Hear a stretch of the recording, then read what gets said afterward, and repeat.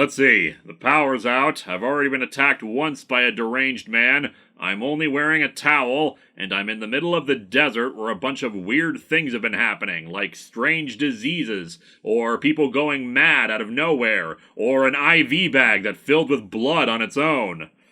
Better go walk around and investigate some strange noises. I make good decisions. If stairs that creak and distant shrieking keep you up at night, take a midnight drive and you'll survive by the projector light. You're desperate for a taste of horror, hungry for the hunt, and the late night double feature's got a seat for you in front. Stabbing, slashing, gnashing fangs abound, all wrapped up in a cheap mask made of rubber. Beasts that feast on terror by the pound, so think before you ask for extra butter.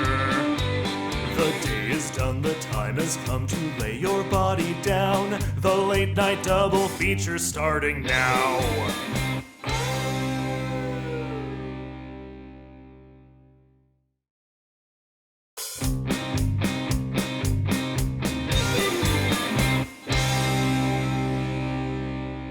It's after midnight somewhere, so welcome to the Late Night Double Feature. I'm Clive Sinclair, and it's Exorcist Prequel Night.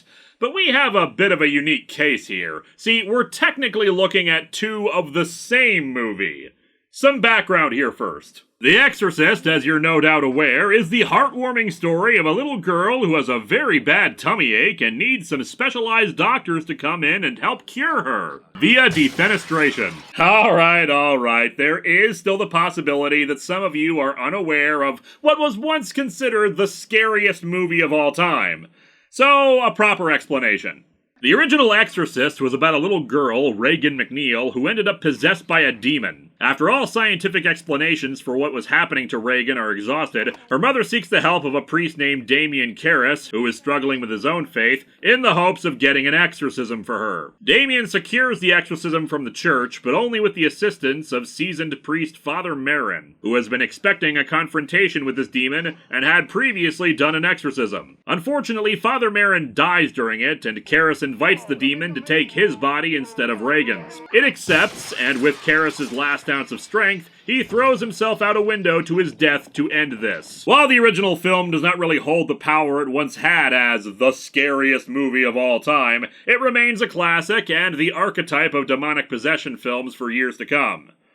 The same cannot be said of its sequel. Exorcist II: The Heretic is a bizarre, nonsensical, absolutely goofy film made by a director who hated the original movie and stars a very sweaty, very drunk Richard Burton investigating the events of the first movie and getting embroiled in a plot involving biofeedback, locusts, hypnosis, psychic powers, and just in general a completely farcical effort whose greatest legacy is that some of its music was recycled for the Quentin Tarantino film The Hateful Eight. There is no reason to even attempt to explain its plot because of its very confusing story, wherein one gets more of a sense of what's going on by reading its Wikipedia page than during the actual process of watching the film. If you want to see a better Exorcist II, just watch the old Saturday Night Live sketch. Where's your faith, Father? It's in the car, I'm gonna get it. And 10 years later, a third movie came out, Exorcist III, which is a massive step up, and is the favorite horror film of a certain comic reviewer whose space I rent for this show. Focusing on a minor character from the original film, Detective William Kinderman is investigating a series of murders that seem to be copycat killings to ones from 15 years ago. His search brings him to the disturbed ward at a hospital, and a man very familiar to both the audience and to the first film. The details are unimportant to describe for the purposes of this double feature, but suffice to say, this is a great film and a much worthier sequel to The Exorcist than The Heretic. There is also technically another sequel to The Exorcist called The Ninth Configuration, which also focuses on a minor character from the original film, but it otherwise has nothing to do with the supernatural or demonic possession. Really more about faith and God and etc., so it can be ignored. But that brings us to the Exorcist prequels, starting with 2004's Exorcist: The Beginning. In 1949, Lancaster Marin, played by Stellan Skarsgård, has lost his faith after an incident during World War II where Nazis forced him to pick 10 people to be executed. Since he's an archaeologist by trade, a natural career path for European village priest, a man comes to him wanting him to locate a small statue that they suspect will be found in a recently unearthed church in British Kenya. Thing is, the church comes from around 500 AD, long before Christianity ever reached that part of Africa. The British military have stumbled across the church, and I don't mean ruins of the church. The place is mostly intact, almost as if it was buried immediately after construction. With the assistance of the mysterious man and a representative of the Vatican named Father Francis, Marin heads to the dig site. There we meet several people: the chief excavator Jeffries, a doctor named Sarah Novak, and a local boy named Joseph. Turkana tribesmen are helping in the excavation, but mysterious things keep happening. CGI hyenas roaming the area, people coming down with unexplained diseases, and even the lead archaeologist, Bassan, has gone insane and been committed to an asylum in Nairobi. Still, it couldn't have been that important to the dig since they've been doing just fine excavating the site without him. Over time, it looks like young Joseph is being possessed by some evil force, and Jeffries is murdered. The British military is called in, and their leader, Major Granville, soon goes insane, and battle erupts between the Turkana tribe and the military. Demanding to know the truth from his investigation, Marin interrogates Father Francis, who admits the story behind the church. Around 500 AD, 2 priests led an army into this region, investigating the suspected spot where Lucifer fell to earth after his war in heaven. The evil presence in the area, which created a pagan temple, drove the priests and soldiers mad, all of them killing each other until only a single priest remained. The Vatican decided to cover up the incident by striking all records of it and building a church over the pagan temple, immediately burying it in the hopes of sealing the evil away. Perhaps a big "keep out, beware of dog" sign would be more effective in the future. Too late, our hero discovers that it was not Joseph being possessed, but Sarah, who was actually Bassan's wife, and had gone with him into the church when they first discovered it. Marin regains his faith as he exorcises the demon from Sarah, but she dies in the process. Also, there's a statue of the demon in the pagan temple, which Marin stared down at the beginning of the original film. If this movie didn't have the name The Exorcist on it, it'd be fine. Not great, not that impressive, but fine. While continuity-wise, there's nothing majorly wrong with it, the first movie established that the exorcism that Marin conducted in Africa was in the 60s, not 1949, and that it lasted months, not the few days he was in Kenya. So I guess Father Marin was just some kind of traveling exorcist, going around Africa to see who else needs to have the rights read to them, and this was just the start of the TV spin-off series. But no, as a horror movie, it is just okay. Full of jump scares and creepy visuals and gory, bloody carnage in some spots. So why doesn't this work as an Exorcist prequel? Well, for starters, most of the plot points provide some interesting backstory and mystery, but ultimately they mean nothing to the overall narrative. An elaborate, spooky explanation for a mysterious church where there shouldn't be one, and it makes no real difference in the story. It could have just been an ancient church uncovered anywhere. The tension between the tribesmen and the British forces has some plot relevancy, but not that much, mostly acting as an excuse for Father Francis to bring Joseph to the church to try to protect him from the mob. The mysterious things happening around Joseph, his stoic behavior when his brother is killed by hyenas, strange things happening to his body, blood seeping into his IV from nowhere, an attempt by the tribesmen to ritually murder him before they're all killed by the demon. They're all just a massive red herring that doesn't make any sense. If Joseph isn't possessed by the demon, why are all these things happening to him? The plot is basically set dressing and atmosphere that's hoping to get us to the big climax and the exorcism itself, but when it comes right down to it, it doesn't actually contribute anything to that climax. There's no big moment when something Sarah said helps Father Marin exorcise her. The tool that Marin gave Joseph earlier doesn't help him during the fight with the possessed Sarah, nor does the history of the church mean anything for the finale, other than having a big cave for CGI Sarah to crawl around. I think the bigger issue, though, that makes this not work is the physicality and power of the demon in Sarah's body. The possessed Sarah is probably the best part of the film, but only because it starts to actually resemble an Exorcist film. But the presentation owes more to over-the-top modern horror techniques than the tension building done through dialogue of the first film. That's the thing about the original Exorcist. While it certainly has creepy and unsettling moments of physicality, the vomiting and head twisting have become iconic for a reason, the actual scary parts are just the demon talking. This evil voice coming out of a little girl's mouth and saying twisted things to try to sow doubt and discord in its opponents. After all, a demon's greatest strength is manipulation. The demon isn't physically strong, it can be easily bound to a bed or put in a straitjacket. It took a maximum effort that at last got me out of that cheap little coffin. If the demon is strong enough to shove Marin halfway across a cave without any kind of effort, why doesn't it just punch a hole in Marin's head and be done with it? A little bit of playing with him, fine, but the demon keeps toying with him despite him continuing the rites and splashing holy water on it. And then there's the actual exorcism at the end, which is just utterly goofy.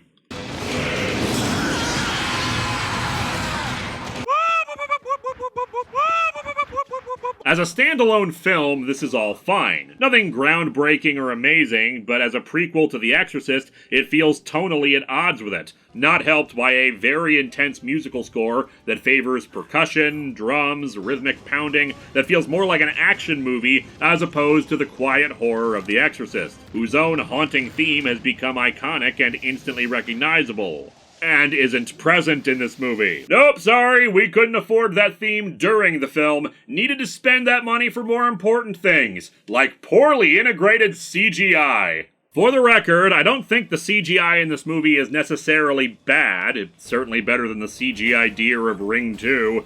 But it's not integrated well. By that I mean is that the lighting, the blurriness of movement, the camera focus, it all just becomes very evident that the things we're looking at aren't there. Well-integrated CGI doesn't even make you realize that it's there. You may not even notice it after it's been pointed out because it just matches everything else so well. But the CGI animals are usually the focus of a shot. The hyenas, the crows, the insects, they just very clearly are not there, and as a result, they become more of a distraction than anything else. You can't feel tension or fear because all you're thinking is, wow, those polygons are gonna attack someone now. The pacing is also an issue. Very fast at the beginning, establishing a lot of characters quickly before finally setting into a better, more reasonable pace about a half hour in. And yet some jarring editing choices remain. Quick cuts to something for a second for no reason. There are also just a number of head-scratching questions present in the film.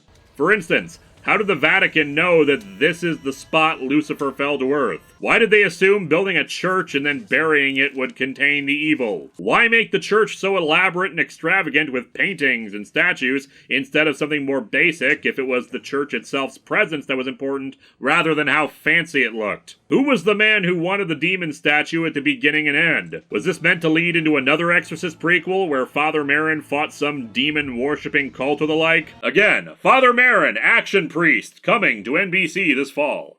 Father Merrin is definitely the best and most developed character, with a proper arc throughout, restoring his faith by the end, though more so simply because of the fact of demonic possession, and less the belief in God overall. Still, that does seem to fit with his characterization. When asked why he was no longer a priest and now an archaeologist, he answers, I wanted to work with something real, something I could touch with my hands. And thus, when presented with the reality of demons and God, he believes in it again. The other characters are just there. They serve their parts of the plot and then die when they are no longer needed. At the very least, the movie's efficient. The movie is fine. If it had just been called, say, Dark Church or something, it'd probably be more fondly remembered. But it's still only just fine. Not good or great. And perhaps that's its biggest sin. It's just fine. And that is not good enough when it comes to something like The Exorcist. And with that, let's move on to our second feature and see if it does any better.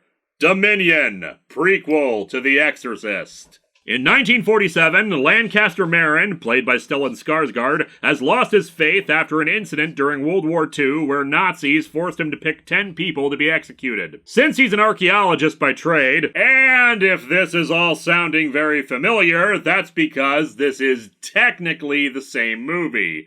but not really. Let me explain. Director Paul Schrader was brought on to direct Exorcist the Beginning and develop the script that Morgan Creek Productions had made for the film. However, after nearing completion, the executives were apparently dissatisfied with the rough cut of the film and brought in director Rennie Harlan to do some reshoots, but then just ended up scrapping the movie entirely and rewrote and reshot the whole thing with him as a more conventional horror movie, though keeping the same general plot and a few details, and actors like Stellan Skarsgård from Schrader's version. After Exorcist the Beginning bombed at the box office, Morgan Creek decided to finish Schrader's version and released that as Dominion in order to hopefully recoup some of the cost. After all, Schrader's version was mostly done anyway. And yet somehow I just don't see some sort of Spider-Verse-esque crossover between all these various Father Merrins ever happening. Tragedy, really.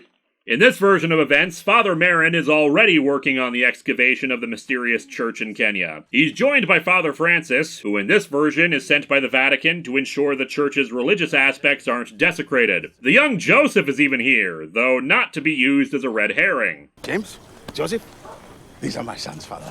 They shall be your first pupils. In another timeline, one of them is horribly killed by CGI hyenas. Certainly hope nothing horrible happens to one of them here. Like in the beginning, the church was deliberately buried after construction. A major difference, though, is the character of Checha, an outcast boy from the Turkana tribe whom they believe is cursed. Merrin brings him to the doctor, now a woman named Rachel, for treatment. Once inside the church, Merrin and Francis discover it was built atop a pagan temple used for human sacrifice. The church created to suppress some kind of evil power there.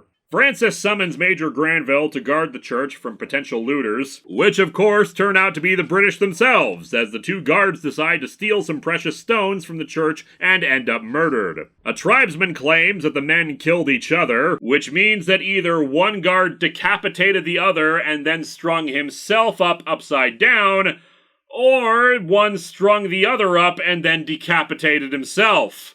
Either way, that's more unbelievable than the demonic possession. And it only raises tensions between the Turkana and the soldiers. Checha's injuries begin to heal unnaturally fast, even some of his deformities healing, and the fighting between the two groups grows further out of control. A battle inevitable as Checha requests to become a Christian and be baptized in the church. As the baptism begins, the demonic force takes possession of Checha and removes all his hair for some reason.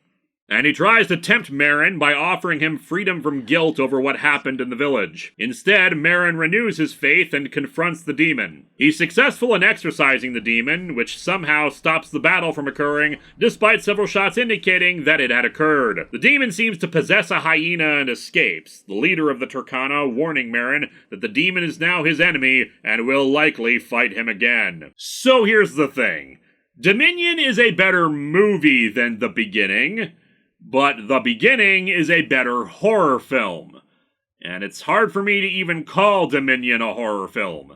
It certainly has plenty of supernatural elements, but it's not really trying to scare the audience in any capacity. Not even disturb them or make them uncomfortable in any way beyond just being invested in the story and the dark things that happen throughout the narrative. And indeed, Dominion is a lot better in actually having the tension build up throughout the film. Instead of having fast-paced editing and rapid introduction of characters at the start, it takes its time, establishing the tension between the Turkana and the British soldiers right from the get-go, so that even Father Francis, who dies as more of a hero in this version, has prejudices against the natives. Major Granville actually does a lot better in this film as well, starting out wanting to be respectful and courteous to the natives, even scoffing at a racist comment by his second-in-command, before his mental state deteriorates due to the death of his men until his suicide. Basically, everything is set up a lot better, but the payoff for that setup leaves a lot to be desired. The battle between the two groups in The Beginning is chaotic and frightening, with them even attacking members of their own side in the battle, either because of the influence of the demon, or because of an inability to tell who's who thanks to a sandstorm. In Dominion, everyone starts the battle, and then just suddenly stops because the demon was exorcised. Well, it's a good thing that racism, prejudice, distrust, and hatred are all because of a single demon, and if we just toss that thing out of a guy's body, everything's hunky-dory. Still, the characters are given a lot more to work with. although Marin feels like he has a bit less as a result. In the beginning, Marin is constantly haunted by what happened in the village, to the point where even at the start, the sight of British soldiers marching triggers his trauma of the Nazis. We see repeatedly throughout the film how it takes hold of him, whereas with Dominion, it's only brought up once or twice after the start, a dream sequence, and then the temptation by the demon. Other characters, like Rachel, have their own guilt and fears that the demon takes advantage of. Same for Father Francis. The main characters have actual arcs that contribute to the story, and the decisions made lead us to the finale. We also see a very different sort of approach to evil than with any of the other films, as a method of temptation to free and absolve someone of their guilt and burdens, making it much more appealing to listen to what the demon has to say. It's a tantalizing prospect, not necessarily truly altering what happened, but making it clear that there was no other way of doing things and you can just accept that. But in doing so, you have to embrace the very evil that is showing this. It's good, ponderous, interesting stuff. It's not scary, which is kind of a prerequisite for being a prequel to The Exorcist. Another point against Dominion is that it too uses a bunch of CGI animals. The only advantage it has is that the CGI animals don't have as large a role in the story or as many scenes as the ones in the beginning. Although there is one creepy scene involving them. Apparently some hyenas attacked some cattle off screen, and the cattle were not only able to fight back, but actually ended up devouring the hyenas. Remember, don't have a cow, man! The cows will have theirs instead. Like that scene, there are some creepy moments in Dominion, but that's it. Just moments, not really anything scary or intended as frightening. More tragic than anything else. The beginning had gore and disgusting bits, like the oozing infection on Jeffrey's face. We had bizarre scenes like the butterflies in Grenville's tent coming to life and moving, the protracted scene of Sarah walking around in the dark, stuff that clearly works for a horror movie, even if the execution isn't that great. We even have the possessed Sarah at the end, who does a little better in resembling the possessed Reagan from the original, versus the absolutely goofy look of bald Guru Cheche floating around. And man, I made fun of Samara last time in The Ring 2 for being on roller skates, but here's Cheche zooming around Marin even more. As for connections to the original film and serving as a prequel, it works about as well. Little bit less so, since if this is the same demon, this time it offered temptation, whereas later on it would be shouting expletives and heresies. Sure, you could say it changed tactics later on, but if it's supposed to be a prequel, shouldn't there be more consistency? There's also the same timeline wonkiness, but in this case we don't have the demonic statue seen in the original. We do have the nightmarish demon face, first appearing as a dream and apparently resembling a statue at the church, before Cheche just makes it himself for no real reason, other than to remind you, oh yeah, that was a thing in the original. Between Dominion and the beginning, there is a decent movie here. Not necessarily a great Exorcist prequel, but a good movie with horror and drama and character that would have at least been a very entertaining ride. Instead, they're both just half a decent movie in different ways. But while both films are not great and are essentially the same story overall, there are still different lessons to be learned from them,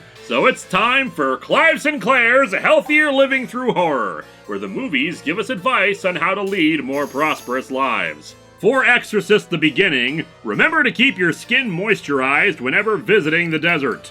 Booze is no substitute for a good exfoliating cream, as poor Jeffrey's learned with that mustard coming out of his skin. Also, if you and your brother are attacked by CGI hyenas, stay perfectly still. Their vision is based on movement. For Dominion, a prequel to The Exorcist, if you want to keep your property perfectly preserved, bury it in the desert. No wear and tear will occur, and you can unbury it later without any issues. Better than Tupperware for preserving food. Also, if you're going to loot an ancient church trying to contain a demonic presence, have a third person on hand for the looting so you don't have to decapitate or crucify yourself. It saves time. And now, let's spin the wheel and see what we'll be covering next time in January. Coming in January, it's Wax Wonders Night. That's it for Exorcist Prequel Night. For now, I'm Clive Sinclair, and we'll meet again when it's just after midnight somewhere.